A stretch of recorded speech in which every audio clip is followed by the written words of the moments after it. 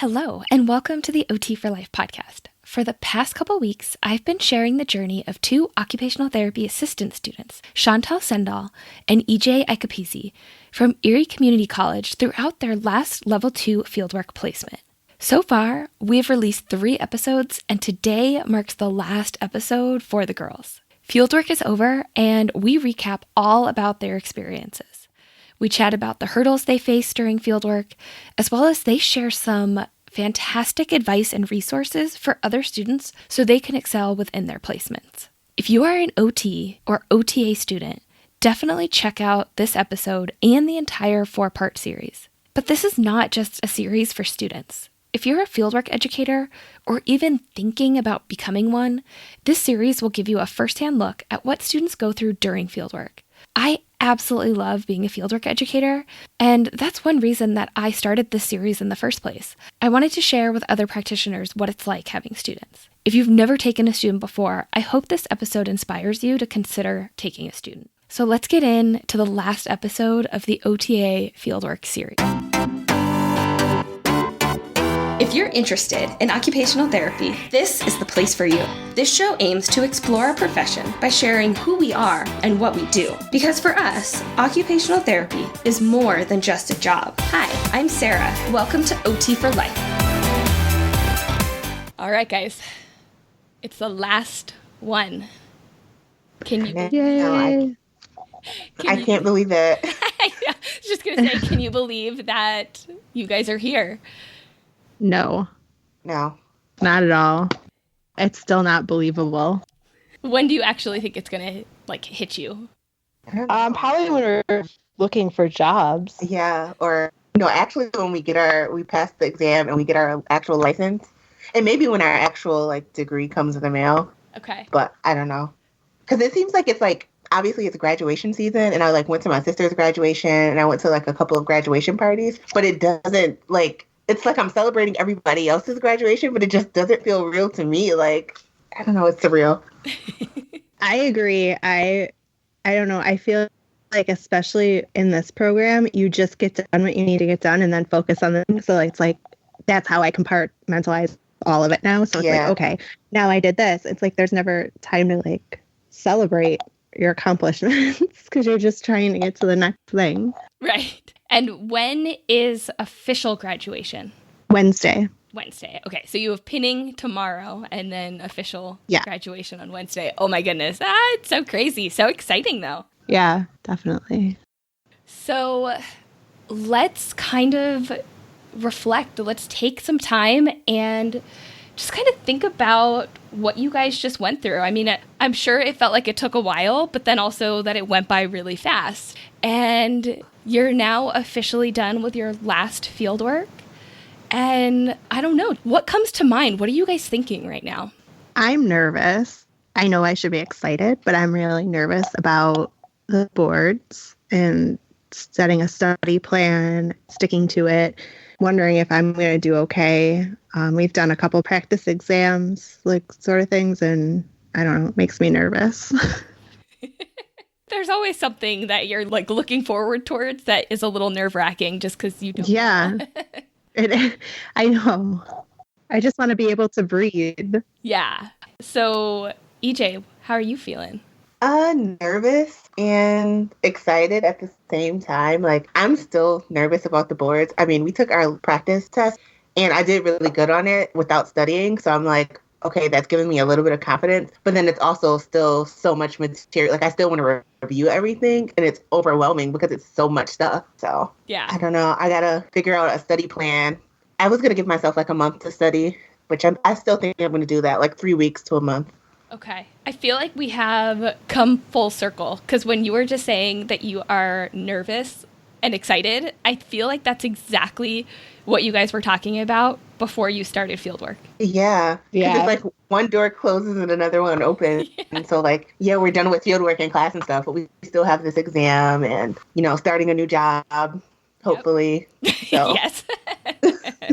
Yeah, but it's such a cool time in both of your lives and all of your classmates and everybody that's going through graduation and just finishing up their programs right now. Like, it's such a fun, nervous, but also really exciting time. And it's really cool to have kind of met you guys during the journey and now to be at this point that everything is winding down and it's just the like very little odds and ends that you just have to kind of finish up. It's absolutely crazy to think that you guys are here. Yeah. Mm-hmm. So do you guys have maybe one thing that you feel like was like your biggest hurdle during your field work that you personally had to work on or maybe even continue to work on? That was something that you struggled with, but like you are aware of it and you are really trying to overcome it. Mm-hmm. Well, I think for like the setting that we were in, mental health is like basically all revolving around groups. And I feel like it was kind of hard for me to come up with like new creative things, especially because on the units that I was on, like they have groups all day, every day. And it's not just OT, it's like nursing, psych, it's a bunch of different disciplines all running groups. So I felt like it was hard to come up with something that like wasn't repetitive all the time, especially because they're having groups literally every day, even on the weekends. And I was only there 2 days a week, so I wasn't seeing the other groups that were going on during the week. So it was like harder for me to come up with like new original things or even things that like, you know, not wanting to repeat what I did or what someone else did during the week. Do you feel like did the clients ever say anything like, oh, we've already done this? Or was it more just kind of like an internal thing for you that you were just like struggling with that? I think it was more internal. I think there was like once or twice they said like, oh, we've done this before, but you know, I just tried to put a new spin on the activity or like, you know, saying, well, since you've already done this before, then like you should be good at it. Like you've had the experience. Okay. But I think it would have been much harder. Like I was an inpatient 2 days a week and I can't imagine being an inpatient like more than that. Like that was my limit. So I'm glad that I only had 2 days. I think I would have struggled a lot more if I was there every day. Okay. And you know what? I do feel like that's kind of a common frustration. And even for practitioners, like once you've been doing things for a while, it's like, okay, trying to come up with like new and exciting and challenging activities. I think that's just kind of something that it's not just a student thing. It's we all are having to really kind of think about and try to come up with different ideas to keep challenging and pushing our clients. Yeah. What about you, Chantal? What do you think your biggest challenge, your biggest hurdle was in fieldwork? As EJ was saying, the groups. I think I've said it many times throughout this that I have a difficult time with the groups. I feel like there were times where my patients also said the same thing, like, oh, we just did this. And I was like, well, with who? Because we write everything down. And it would be like the social workers or a different discipline. So that, and they do all of that on units. So it's not like we see it. So, you know, you're excited about running a group and you put it all together. And then they're like, oh, we just did this yesterday. You're like, well, we're doing it again today. Yeah. We have different stuff. So yeah, that was hard because you don't know what the other disciplines are doing. And I feel like running groups that already existed, that other therapists had planned, was difficult for me. But it's not in the fact of like, if someone's off, you know, you want to be able to pick up where they left off, but they're sitting there with you. So it was nerve-wracking to me because I didn't want to make a mistake or I wanted to get all the points that they got across. Whereas when I planned my own groups, I found it to be way easier because no one knows if you miss something or if you're messing something up. So I felt more comfortable planning my own stuff to do. Mm-hmm. How many were you able to actually come up with and lead yourself versus how many were planned by somebody else, or like percentage? I'm not sure. I would say that mine were way lower than what was there because I think because of the pace of everything. And my fieldwork educator was like, oh, here, we do this group, we do this one, we do this one, pick one. And it was just really hard to run them for like looking back on it. Mm-hmm. So Chantal, for like the groups that were, I guess, pre-planned, was it like the structure of the group was already laid out for you? Like you had like an outline or? Yeah. Okay. Talking points. There was, you would think that would be easier, right? Yeah. Because everything's right there. But when the people who have done it over and over and over again are sitting there basically watching you lead the group, it's nerve-wracking. Whereas maybe it was just me, obviously not in the mental health setting because I wouldn't be alone. But I just found to recreate what they'd done was difficult, and I didn't want to miss anything. And, I would mess something up and then I'd beat myself up about it, like internally. So whereas if it's my own, they don't know if I messed up and I don't beat myself up so much about it because I can just keep going and add it whenever I want because it's not something they've done a million times. Yeah. Like we had syllabi for like different group topics, but it kind of just told you like what the group was about in general. Like the name of the group might be living skills or like sensory modulation. It was like a basic outline of like ideas that you could talk about, but it didn't provide you with like the structure of the group. It was just mostly like, I guess, their vision of what they wanted the groups to be about in general. Right. But whoever was facilitating the group would have the liberty to come up with all of the details of the group. Yeah, I mean, I'm sure it was more my own personal struggle, I think. It was my wanting to do it the way that they did it and hitting the points that they did, like trying to do the same things because that's what they're teaching me to do. And it was definitely on me. It was a me problem. As you were talking, that's what it was sounding like to me. And I can see where that can be really frustrating because you know what you need to do. And it's almost more like memorization and just kind of like that planning piece. But you kind of lack the freedom to be able to kind of put your spin on it. So I can see that being frustrating where you want to do your best and you want to prove to everybody that you're doing your best. But it's not necessarily what you might have done completely. Like there are bits and pieces, right? But like the whole thing might not be everything that you would have done as the therapist. And so that totally resonates with me because I feel like there were a lot of times that when I was a student, I had to do treatments that I wouldn't come up with. But because my supervisors did them and because they were kind of already pre-established, I'm like, all right, well, they're here, I'll do them. But it wasn't really me. It wasn't one that I was passionate about. And I didn't think the clients were really that passionate about it as well. And so I can see it being just very internally just like frustrating trying to do your best, but then also wanting to do like kind of do you like and be the therapist that you want to be. Yeah. And like they wanted me to be myself. And I think that obviously with 8 weeks, it's long enough for us. But sometimes when you're looking back on it, you're like, man, I do wish I had a couple more weeks because maybe it would have gotten a little bit more comfortable by the 8-week mark. Right. Yeah, I mean, I always had 12 weeks. And so, actually, I kind of lied there because one of mine was 12 weeks. One of mine was part-time. So it was actually, it was probably like 8 months total, but I was only going part-time. But during my 12 weeks, it was really right around that 8-week point where I was comfortable. Like up until then, it was a struggle. It was a lot of learning, and it was really just kind of pushing myself and getting out of my comfort zone. But right at that 8-week, I'm like, okay, I got this. And then I still had 4 weeks to like get through everything. So I can imagine you kind of get to that comfort level and it's like, okay, you're done. Yeah. I think that's how it is for us too. Right. Yeah. It's like, it's long enough, but it's very short in like the grand scheme of everything. Yeah. So was there anything that came up or anything that happened in the last couple weeks of your fieldwork that we haven't talked about yet?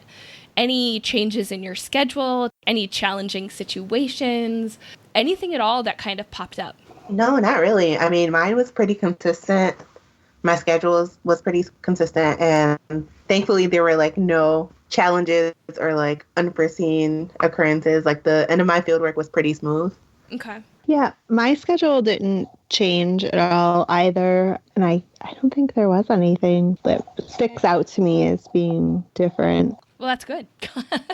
Yeah. I was like, I'm afraid to ask the question because I'm like, oh, I don't know. Like maybe something crazy happened. You never know.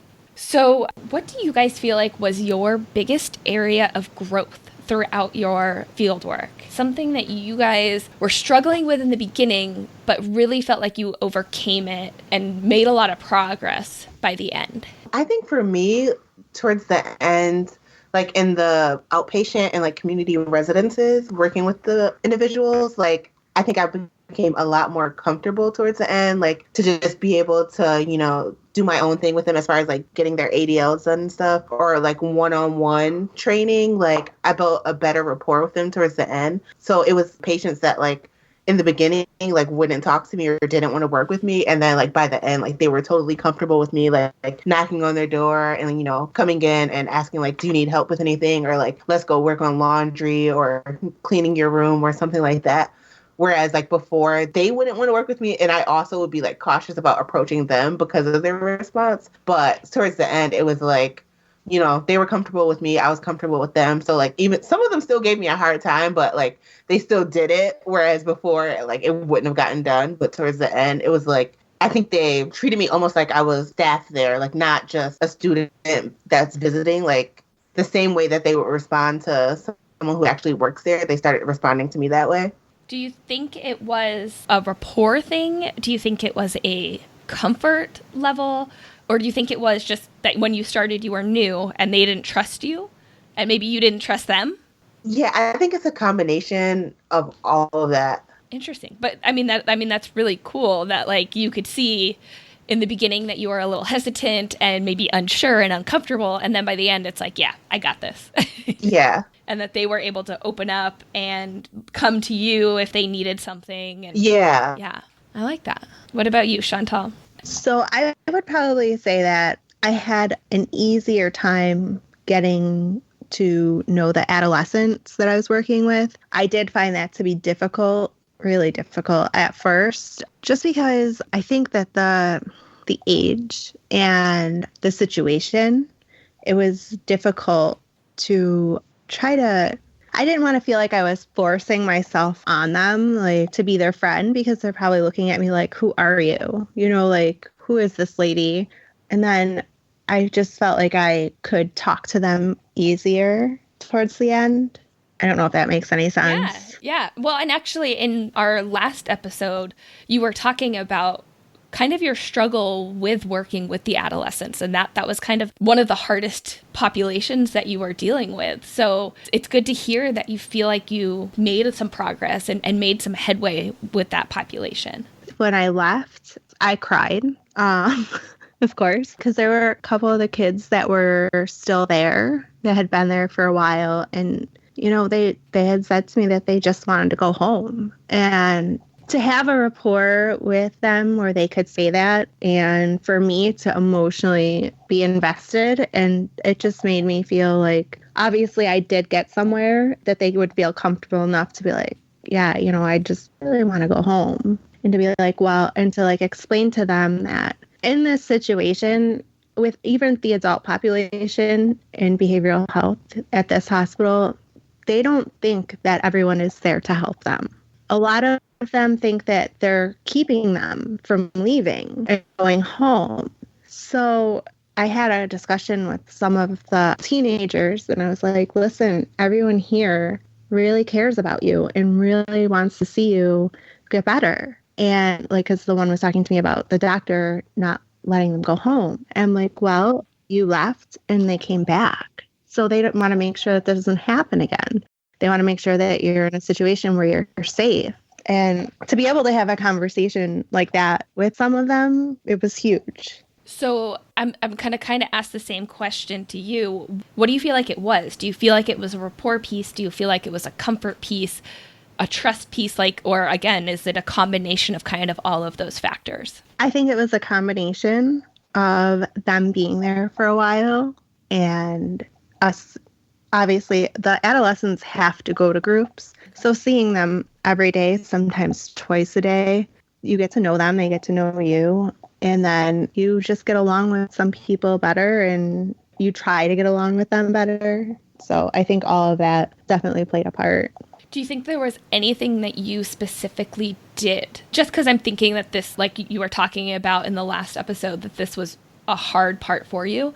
Was there anything that you did as a strategy to help with that rapport, help with that trust piece with them? So a lot of people will tell like the adolescents like that they shouldn't be swearing or to watch their mouths or anything like that. But I just let them be themselves. And because it doesn't bother me if they swear, it's just words and that's how they talk. So I didn't try to get down on them. And in the grand scheme of things, it doesn't matter. They didn't feel like they had to like not say things around me because I'm not going to tell them that they shouldn't say those things or, I'm not going to parent them, basically. I feel like you're saying that you really tried to get to their level and establish that connection rather than just be the pure like authoritarian of like, you have to do everything that I say. It was really just trying to connect with them and getting them to trust you on kind of a different level. And you are trying to understand them rather just impose on them. Yeah. And to be on their level, but not you're overly trying to like be their best friend. Right. Because they don't want that. And honestly, you can't be that anyways. But like, because they still have to be respectful when like you're talking and stuff like that when you're running a group.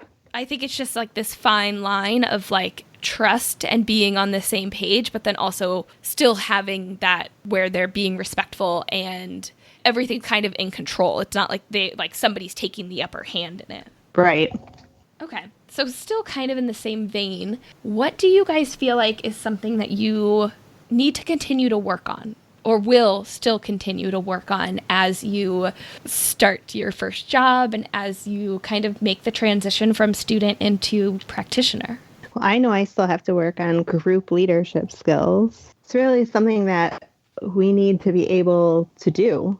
And I would really like to not struggle with it so much. So I think that I'll have to keep working on that. Mm-hmm. Any ideas of how you're going to keep doing that? Not at this point. I think it's something that I would have to come up with a strategy when I'm in a group setting or to plan groups. It's not really something I think I can work on right now. Okay. Yeah, maybe just more experience, more exposure, and then kind of depending on whatever practice area you end up with, like what it actually is going to look like. Right. And to try to push myself to do it instead of, because you have the option sometimes to run groups, or have a smaller group or anything like that, to not shy away from it, but try to do it when the opportunity is there. Yeah. I like what you just said, like, don't shy away from it. Because I think a lot of times people in general, and I know I do this, when it's a challenge of ours, we tend to just be like, I'm not going to do it. Like somebody else that wants to do it, they can do it. And I think it's really important to be aware of areas that you are not as strong in, and then try to push yourself out of your comfort zone and try to overcome it or at least just make progress in it. And rather than just being like, no, I'm not going to do it anymore. So I think it's really good that you have this awareness of, okay, running groups, they're difficult for me, and it's going to be something that I need to keep working on, even though it might not be your favorite thing. Right. Okay, EJ, what about you? Something that you feel like you're still need some work on, and it's going to be something that you plan to continue working on as you start your job? Definitely confidence. I'm always doubting myself when it comes to tests, anything, like especially something new. Even if I know it, I'm just still like worrying, like, what if I do it wrong? Or, what if something else happens? So like definitely confidence. Even if like I know I'm making like the right choice or picking the right treatment, it's still just that doubt in the back of my mind. Like, is this right? Like, it's not like second nature to me. Obviously, I'm still new. With more experience, I'll probably gain more confidence, but that's something that I struggle with. What do you feel like, or do you have any idea of things that you can try or things that you can do to help with that confidence piece? I don't even know. I mean, like, sometimes when I get good feedback from like a supervisor, it kind of like reinforces the thought that, okay, maybe I do know what I'm doing a little bit, but it's just still like, I'm just a naturally nervous person that it's really hard for me to be confident. Even if I know that I know it, I'm still going to like second guess myself. And I feel like with time, with experience, with exposure, that confidence will come. but also doing lots of continuing educations, going to conferences, utilizing various resources to help with whatever it is that you feel like you're lacking the confidence in, whether it's evaluations, whether it's coming up with treatment ideas, whether it's in patient interaction, like whatever it is that you feel like is challenging, kind of going above and beyond and utilizing other resources to add to your tool belt, right? And to really kind of make you feel that you know what's going on. And then that will also in turn help you and make you feel more confident. Yeah. Which I don't know if I mentioned this before, or like lack of confidence, like can be translated as like lack of competence. So like that's why I really struggle, because I don't want people to think that I don't know what I'm doing. But at the same time, it's like, do I really believe in myself that I know what I'm doing? Like I really need to have more confidence so that like me knowing what I'm doing, other people will believe it. But it's kind of hard if you don't believe it yourself. You'll get there. You will get there. I feel like it's, again, that confidence thing that is something that I think a lot of students deal with, a lot of new grads deal with. And I bet there are even some practitioners that still have a little bit of that confidence, or maybe lacking confidence in certain areas. So I think it's just a natural part. And just kind of something, again, like what I was saying with Chantal, like just being aware of it and then trying to come up with ideas or come up with strategies to help you improve upon your confidence and help you feel more confident. Yeah. Very, very insightful, you two. Thanks. Thank you. So I want to know, what would you guys say was your favorite part about working within the mental health setting? My favorite part was seeing the whole process, like being in the hospital. It's short term, so you get to see how someone is when they're admitted and then seeing how much progress they've made when leaving. There were a couple of people that it was like, wow, you're a completely different person than 7 days ago. And it really makes you feel like it gives you more compassion towards the people who, you know, when you're feeling good and you're taking your medicine, everything's fine. But then how, if they stop taking the medicine, how they get, but then they really work so hard to get back to themselves. Yeah, so it's almost like when they come in, you kind of see them at their lowest, but then you get to watch that progress. And 7 days, that's extremely short to see kind of this turnaround. And then to really kind of be able to see the bigger picture. So when the next person comes in, you're like, okay, I see who you are right now. And I know where we can get you to. Like, trust the process. Like, we're all here to help you kind of thing. Right. And obviously some people it's longer and some people's baseline is different than others. Right. But it was really amazing to see. And, you know, sometimes heartbreaking to see people come back. You know, I mean, I'm only there for 8 weeks and this is their life. You know, this is a constant struggle for them. It's difficult to watch and to see, but, you know, when it's amazing also at the same time. With the ones that you saw come back, were you able to identify anything of like, once they came back, it's like, okay, this was an area that maybe needs to be continued to work upon? Like, were you able to identify any triggers with that? Honestly, some people have little to no insight on their illness at all. So there are some people that I saw that, you know, you kind of know they're not going to do anything differently once they get out of the hospital. And then, you know, when they come back, it's not a surprise. Got it. But there are some people who you think, wow, you know, good. You ask, are you ready to go home? You know, do you think you're ready? And they're like, yeah. And then 3 days later, they're back. So I guess with time, you probably can identify things better than I can, like at this point. But there are certainly some that you're like, yeah, okay. There's like little to no insight at all. But how do you teach that? Right. You almost have to give the strategies that you know and then kind of wait for them to come around and be able to start to realize the things that they need to do in order to get better. Yeah. I mean, and I feel like since you were there for 8 weeks, like, it was long enough in one sense because you were seeing people return. But imagine if you had been there for a year or a couple years and watching that process evolve even more. Yeah. Well, too, EJ is where she was is sometimes the next step for a lot of the people that I was seeing. So, EJ, I have a question. Did you see a lot of progress being in the hospital? Obviously that's kind of like the first place people are. I saw progress or didn't, and then they were going somewhere else. Did you see a lot of progress where you were?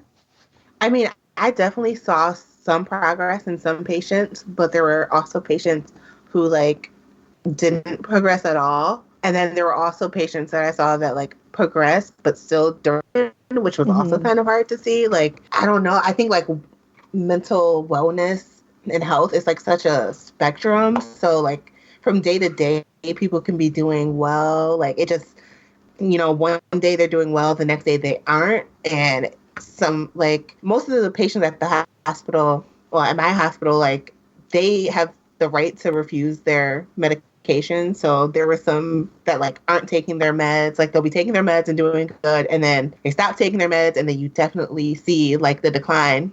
When I was an outpatient, there were like quite a few of our outpatients who had to get transferred back into inpatient just because they weren't taking their meds.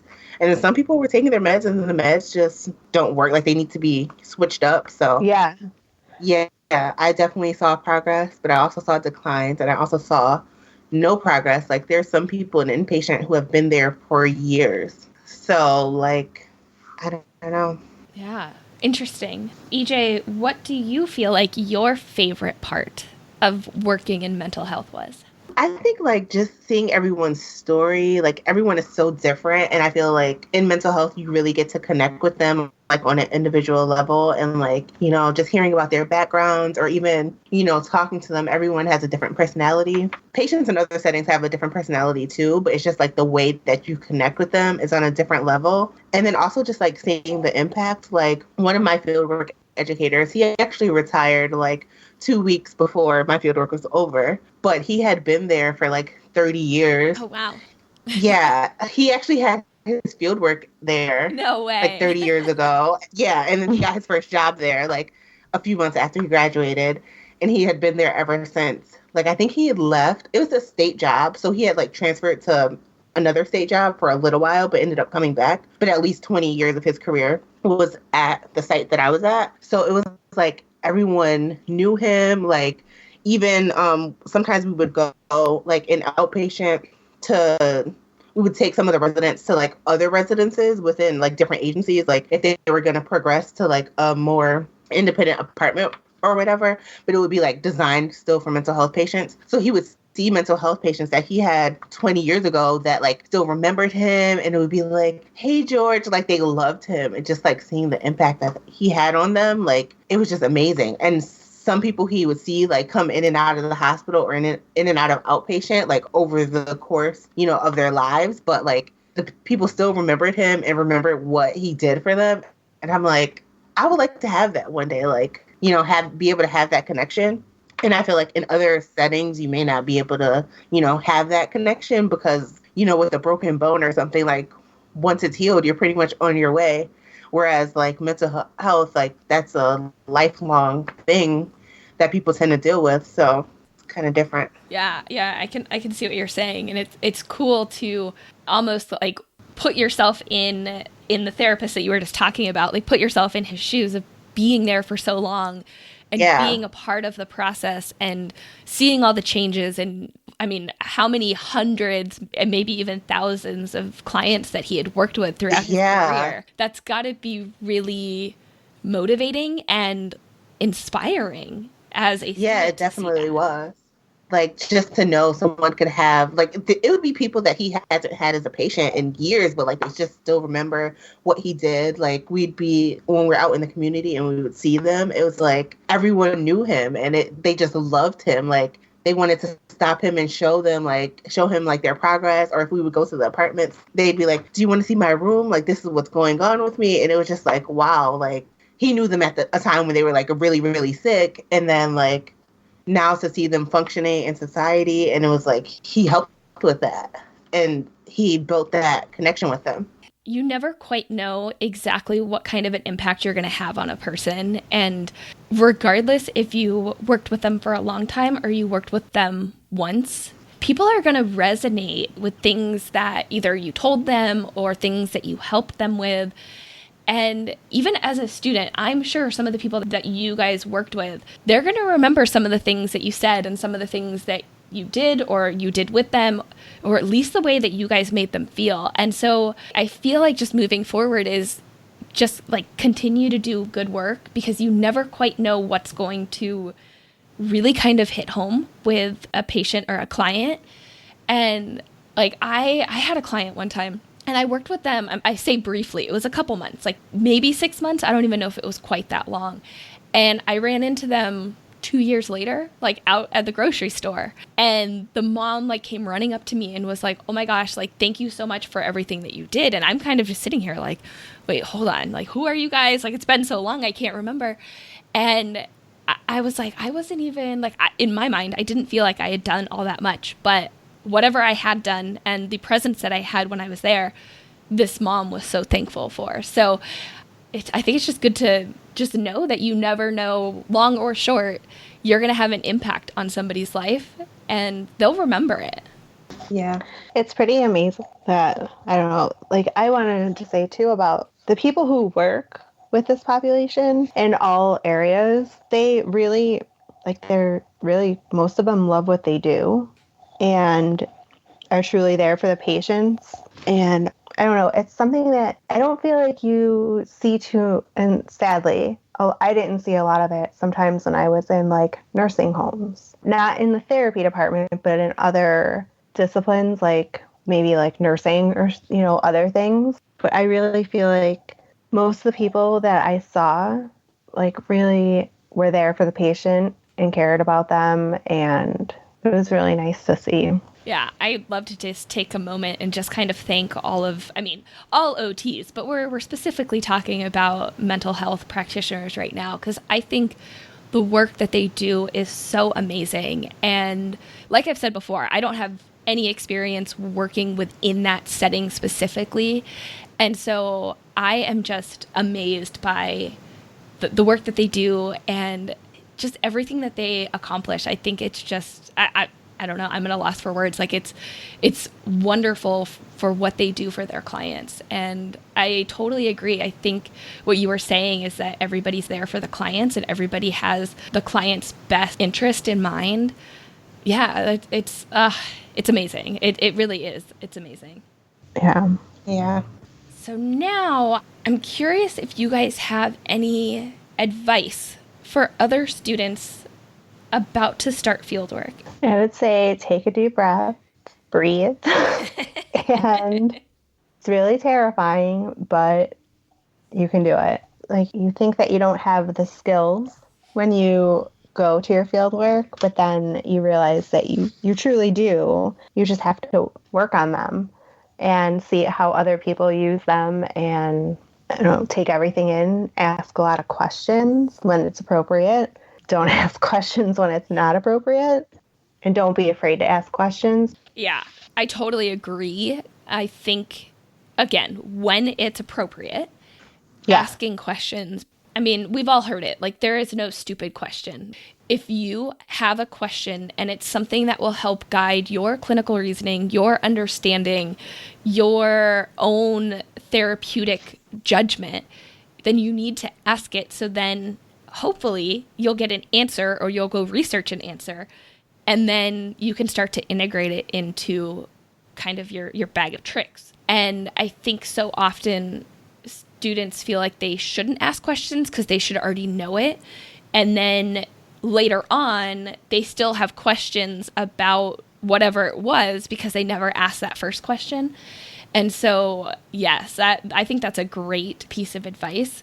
Ask questions. Ask a lot of questions, because the other thing that, like, yes, it helps the student, but it also helps the fieldwork educator gauge and understand where the student is in that process. And if they need to be giving more resources or have more conversations about it, then it's like, okay, if they keep asking questions about this type of intervention, then I need to, as the educator, I need to help my student understand this better, or if it has to do with an evaluation or whatever it is.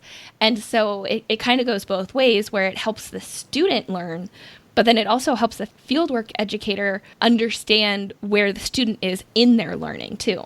I definitely think that, it's okay to say that you don't know something because you're not expected to know everything. But if you don't know something, definitely take the time to look into it and to try to figure it out. And if you're still stuck, then definitely ask for help. But the big piece of our clinical reasoning, and getting to know the answers, because we all don't know everything. And luckily for us, you don't have to know everything, but you need to spend time trying to get there, to get the answers. Exactly. Can't remember if this came up in any of our talks yet or not, but a lot of times when my students will ask me questions, and I have 2 students starting tomorrow, which is exciting.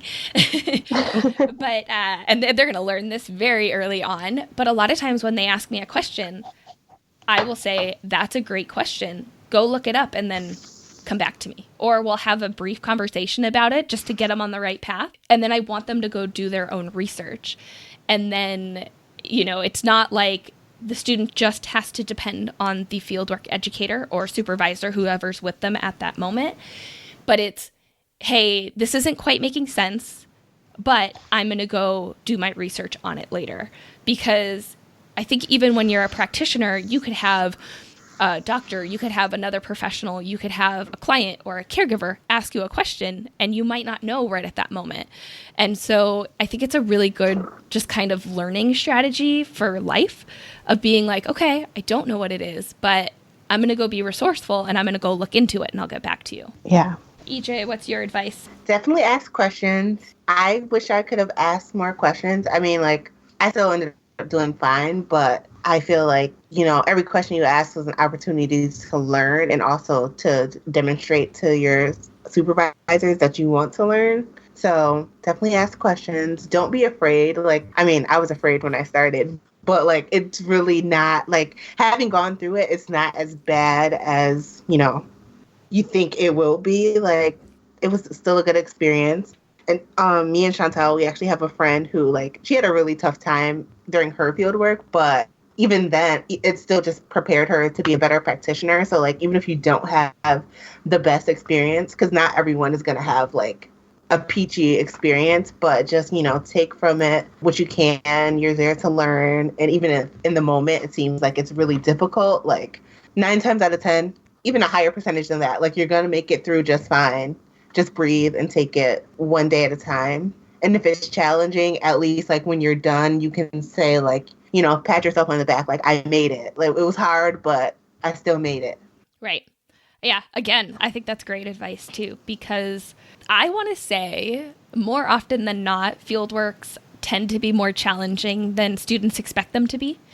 And I think that can have a very detrimental effect on them kind of emotionally. And I know that I went through it as a student, that my level 2s were very, very hard. And you get through it and you build some resilience and you build some coping strategies. And I think going through a lot of difficult situations, it helps you become a better person and it helps you become a better therapist in the long run. And so I really like what you just said of you'll get through it. It's going to be hard, but you'll get through it. And I think you'll be better in the long run. Yeah. Do you think that the things that you see, that sometimes you see things that you don't like happening and you kind of okay, I don't want to be like that, or I don't want to do that, or hey, I really like how this person does that, I want to be more like that. Did you feel like that kind of shapes you to the type of practitioner you hope to be? Yeah, a little bit. That's why I liked having so many different fieldwork educators for my last one, because everybody's style is going to be different, and I feel I learned a lot from each one of them, and they were all different in their approach and the way they did their treatments. So yeah, even at my first one, I saw things that it was yes, I'm going to emulate that, and some things I saw that it was I don't really like that too much. But I think that's with everything. Yeah. I've also noticed in the field, when you learn things in school, it's definitely like best practice, but it's not always how it's going to be in the real world.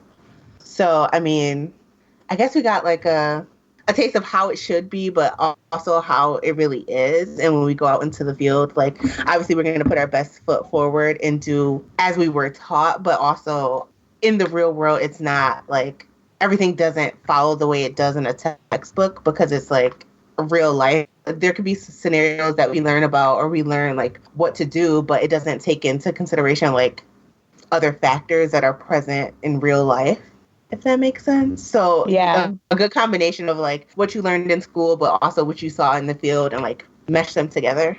Yeah. I think too, like talking to classmates helps. Like EJ was saying, we have a friend that had a difficult time, like, and some of the stuff that she told us, I'm like, wow, I don't ever want to be like that, you know, like, or not everyone has an amazing experience. So you can learn from others too. Like you could be having an amazing experience, and then if your friend isn't, it's good to hear what is happening for them.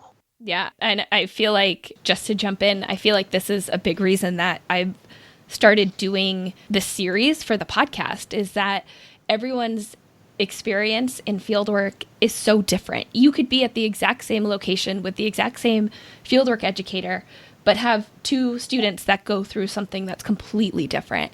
And so I think I like that advice of like talking to classmates and talking to other students that are going through it, whether it's maybe not even OT students, but maybe you have physical therapy students or speech students or anything like that, and talking to them about their experience, because I think it just kind of adds to the pot, and it adds to that understanding. It adds to your own perception and your own awareness, and really like your own kind of therapeutic understanding.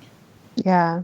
I think too, if someone is in a setting where there are other practitioners, ask to see what they're doing or try to watch what they're doing as well. Like EJ had said, she had a lot of people to observe. I also did, and seeing everyone's style was such a gift, that to see how everyone was different, and it was okay. Everyone's style was okay.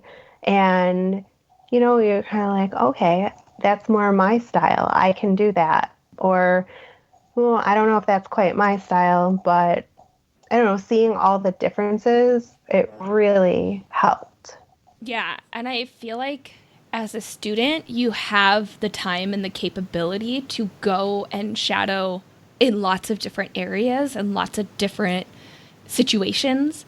And just to kind of take your advice a little bit further, I think even having students take the initiative to ask their supervisor, like, hey, I would like to go observe a session in this wing or in this department or this professional, even if it might not be something that's offered, but to really try to take in everything and as much as possible, because you are there to learn. And the more that you can see, the more that you can do, the more that you get exposed to, it's just going to add to your understanding and add to kind of that overall process, that bigger picture that we were talking about earlier. Yeah, it adds to the value of what you're receiving, because you're not always going to be able to do that. Right. Yeah, when you have your caseload that you're working with and you don't even have enough time to get your documentation done, I mean, you're literally going to have to be like taking time out of your schedule to go do these things. So as a student, you have that luxury. And some settings are really good about being like, okay, well, this week you're going to be here, or today for the morning you're going to be in this place where you're only going to be this one time. But some settings, it might not be set up that way. So I think just kind of advocating, if there is something that you want to see, ask your supervisor and really just try to kind of take that initiation of like, I would really like to be able to see this, even though I know it's not something that maybe I'll be able to work in later, but I'd love to have that exposure. Yeah. Do you guys have any resources or anything that, whether it's a textbook, whether it was maybe a website or a blog, anything that you utilized throughout your fieldwork, and it could be this last one or both of them, that you think would be a really good resource for others to know about? I love Google. I like to smart Google things, you have to obviously see what you're looking at. You're not just going to dive right in. You want like good information, but that helps a ton. And for when I was in the school-based placement, I think it's called Teachers Paying Teachers, is an amazing website. Did you ever go on there, EJ? Not for fieldwork, but I have like for other assignments in the past, like just looking, for ideas. Okay. They have like a lot of, handouts and stuff. Mm-hmm. But did you have to pay for the stuff? Because a lot of the stuff that I've seen on there, like I wasn't seeing a lot of free stuff. But I mean, maybe you did. I did. I did find a lot of free stuff, but there's a lot of stuff that I would have been willing to pay for too, and it wasn't super expensive, like $3. And if you really look, there's also life skill stuff in there too, which okay. the Yeah. I think I did see some of that. For maybe even this past population, but more so when I was working with the students in the middle school and high school, they don't want to do like baby worksheets. Even some of the younger kids don't. You have to look and be like, okay, they're not going to want to do this, but you can make it your own. Or a lot of the life skills things were really interesting and good. Okay. I feel like I've heard of that, but I've actually never been to that website before, so didn't know all that it entailed. Yeah, it was an amazing resource for me. Good to know. Anything else? For me, well, we had a smart board that we had access to like every other week that we could use every other Friday. And like at least the days that I was there, they loved being able to interact with the smart board. So we found a site called Jeopardy Labs. And there's like a lot of different Jeopardy games on there. It's kind of hard to find some good ones, but like when we found good ones, we would like bookmark them for like living skills, kitchen safety, like different topics. Like you can make your own, but for the sake of time, we just like searched and found like pre-made ones. Okay. But being able to play Jeopardy with them, even some community safety things like nutrition, it's like a lot of different topics. They like that. A lot of YouTube videos for like sensory modulation. One of my fieldwork educators, like she loved that.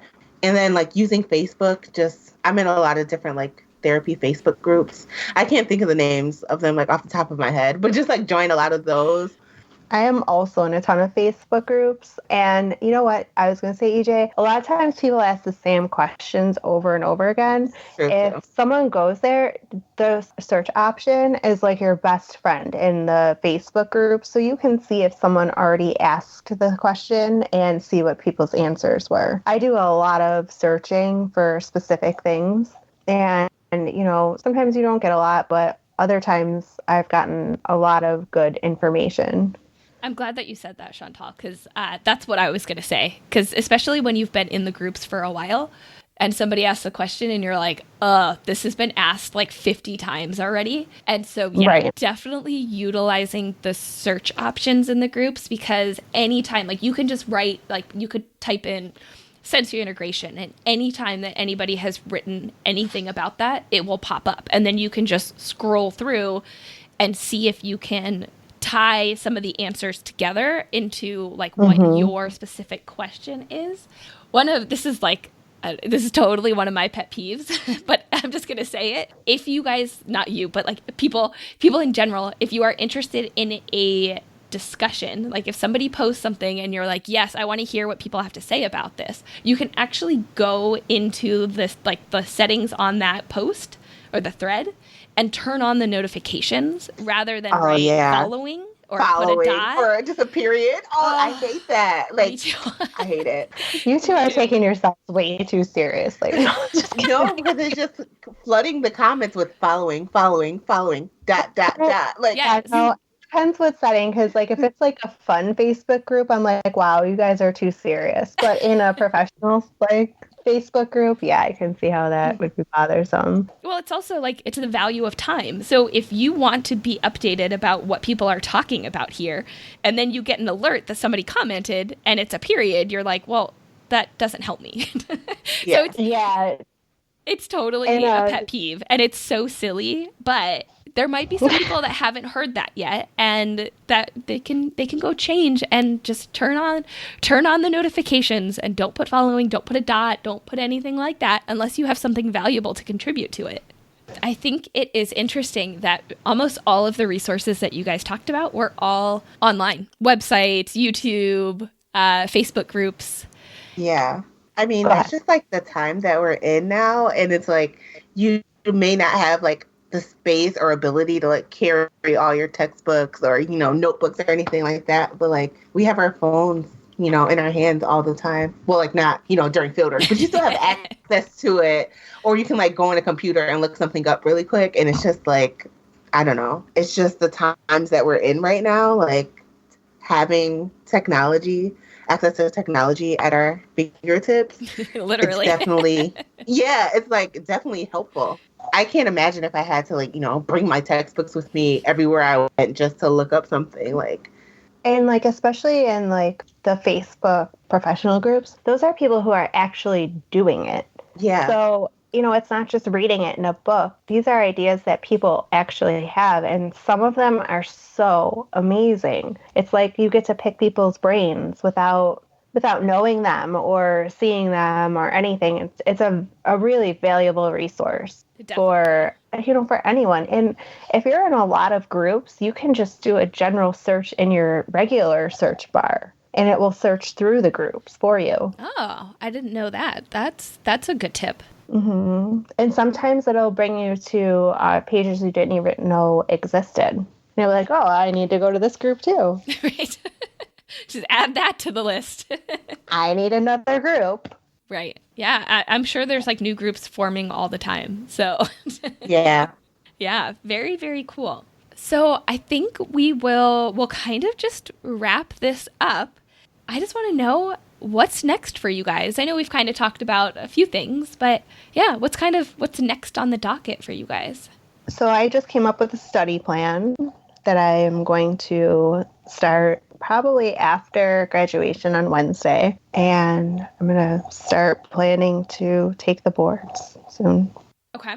Yeah, I really haven't been doing anything OT related since fieldwork ended. I'm just like giving myself like time to relax for a little bit after, doing this for 3 years. Mm-hmm. But starting to study, I'm still like narrowing down. Like I think I'm going to buy one more study prep thing and applying for jobs. Like, I don't know. I've been hearing about people starting to apply for jobs before they even take their test or, even plan to take their test. And I don't know. I guess we can get the temporary license, but I'm still like debating on if it's even worth it to do that. But definitely looking into studying and jobs. I'm at the point now where like I'm undecided on like I still do want to go back for my master's, but I don't know if I should like take a year off and like, work for a year or, what I'm going to do. But that's still a goal of mine is to go back for my master's. Sounds like there's lots of things to figure out.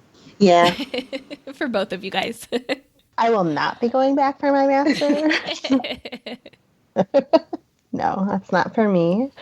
And that's okay. But I don't know. I don't think that working would be the best option for me at this point because I think it would take away from studying. Mm-hmm. When I was on fieldwork, I had like 3 to 4 hours with my family a day. And then I was exhausted and getting ready for the next day because, I have small children. So that would be horrible, I think, for me to not only have all of my regular roles and responsibilities and then try to fit studying into it. It would just not be good for me.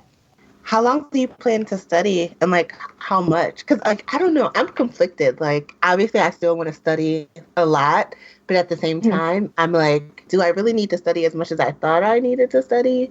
But then I don't want to like, not, I'm underprepared. Like, I wouldn't let it give you like a sense of, hey, I don't have to study at all. But I mean, you do really well on all of this stuff. So for me, my study plan is, I think, probably 3 to 4 times a week for 3 to 4 hours at a time for 8 weeks. And that's a lot of time. Yeah. And I don't think that necessarily studying for 8 hours a day, every day is healthy for anybody. And I think that you probably would just study things that you don't really need to focus that much time on.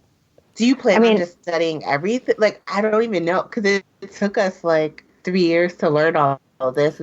And we plan on reviewing it all in less than 3 months. So from going to that class on Friday was beneficial for me because I realized other areas that I didn't really have any, I mean, I have knowledge of, but I have to definitely work on. So I think taking the practice exams and figuring out where you are falling a little bit shorter is where you need to focus your time on and like really kind of hit those areas harder, but also still try to keep up on the other stuff too, but don't hit them as hard. Okay. Because if the more you study things that you know, it doesn't really help you.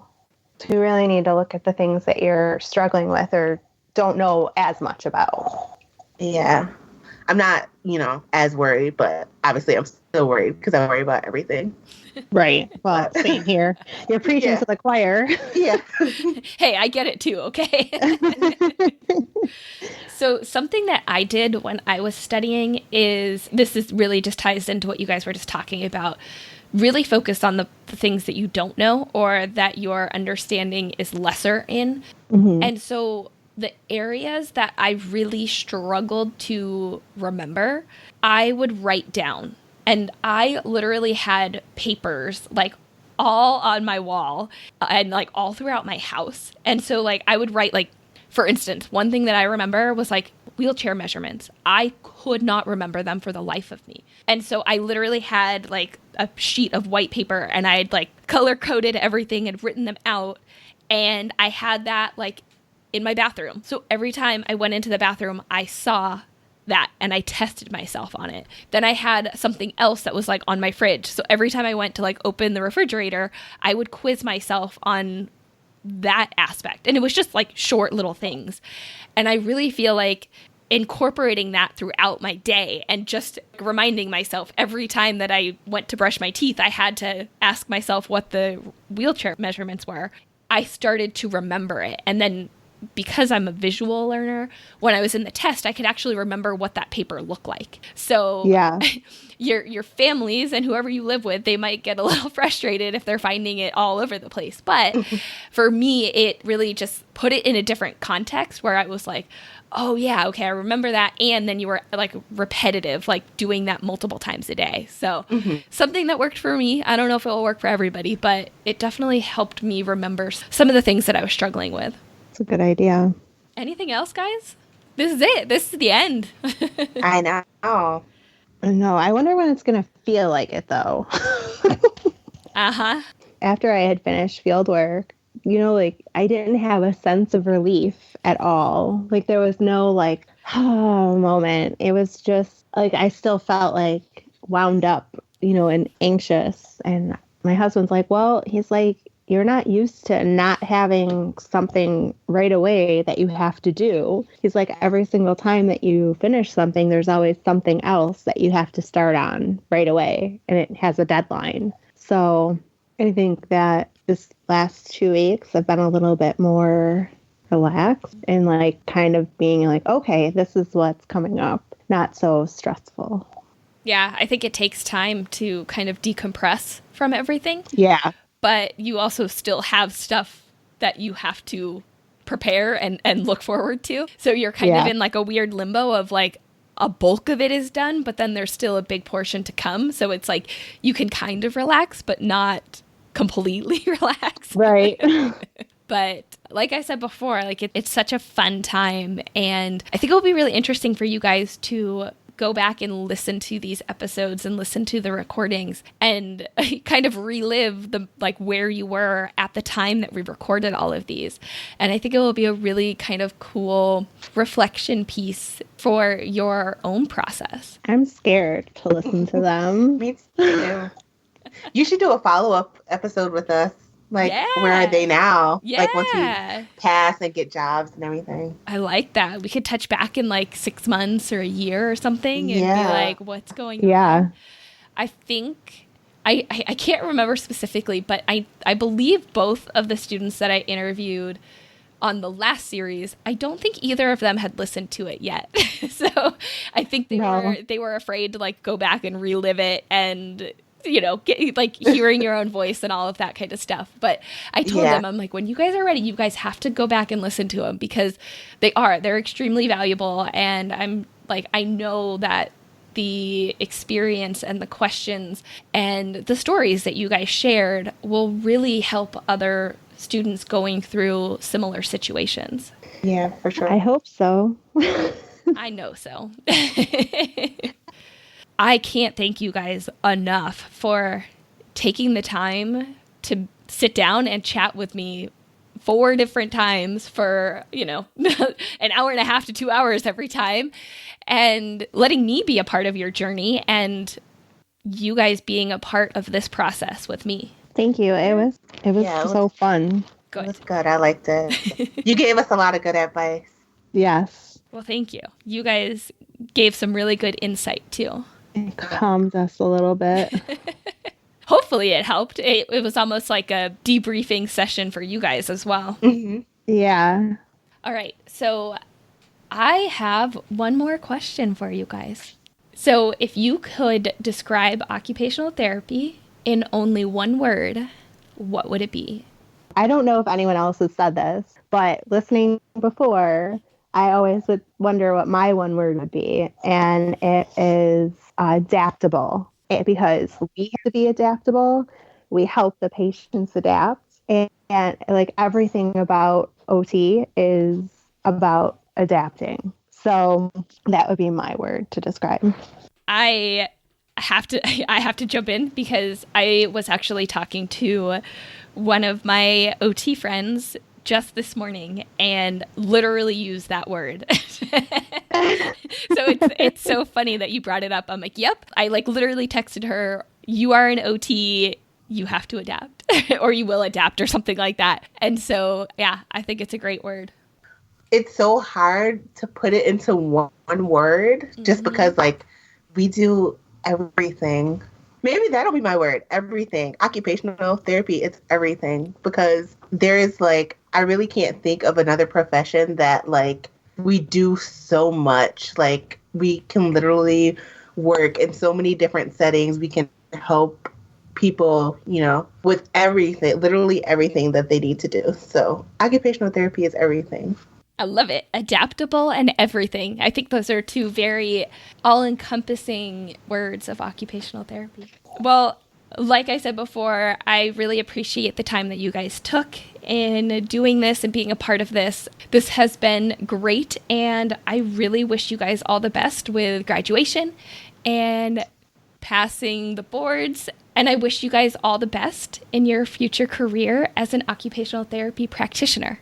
Thank you for having us. Yeah, you really helped me come out of my comfort zone. Obviously I'm still shy, but I never in a million years would have thought I'd ever be on a podcast, especially recurring guests.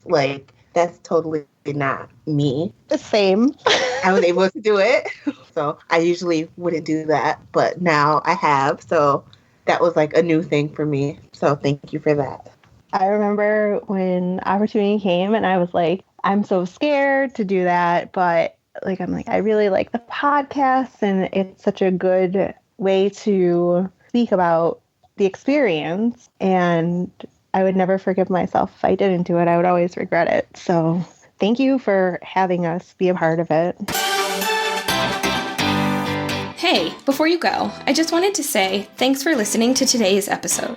If you want to further the discussion, go to our website, otforlife.com, and join our Facebook group.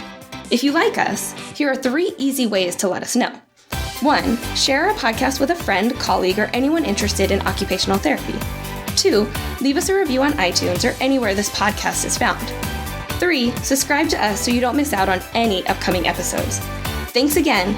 We'll catch you next time, OT for Lifers.